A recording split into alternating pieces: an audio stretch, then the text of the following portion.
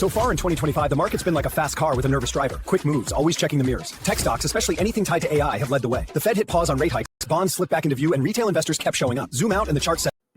Hello, and welcome to 3 Slides in 3 Minutes. So far in 2025, the market's been like a fast car with a nervous driver. Quick moves, but always checking the mirrors. Tech stocks have led the way again, especially anything tied to AI. The Fed hit pause on raising interest rates, and then they began to go down, which gave investors some breathing room. Bonds quietly came back into the picture, and regular people, retail investors, are still showing up and making an impact. But here's the thing. When you zoom out and look at the chart, one thing becomes clear. Staying invested through the ups and downs actually works. Early in the year, things dropped fast, then they recovered, then built momentum.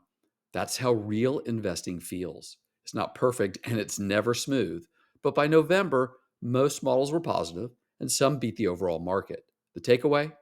You don't have to guess the perfect day to buy or sell. What you need is a plan you trust and the discipline to stick with it. And that's how you grow money over time. More families in the US are renting homes instead of buying right now. Why? Because it's simply cheaper.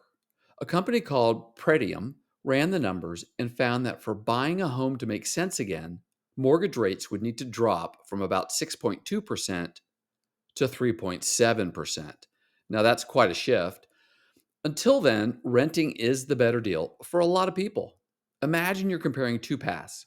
One leads to a monthly payment that's manageable. The other costs a lot more just to say you own the place. That extra cost doesn't always make financial sense. What I tell people, whether students or business owners, is to look at the math first. Emotions shouldn't drive the decision. The goal is to build stability, not just chase what sounds good. So, who's doing all the buying and selling in the US stock market? Turns out regular people, retail investors, actually drive most of the volume. On the institutional side, it's split. About half are using computer models, quants, and the other half are doing traditional research, picking stocks one by one. You've also got half the volume happening really fast, milliseconds, and the other half more longer term. And what does that mean? Retail investors are in charge of the tempo. Quants are off running their algorithms, and old school investors, the Warren Buffett types, are kind of in the minority. That's not surprising in a market that feels like it's booming in certain sectors, but it's a reminder.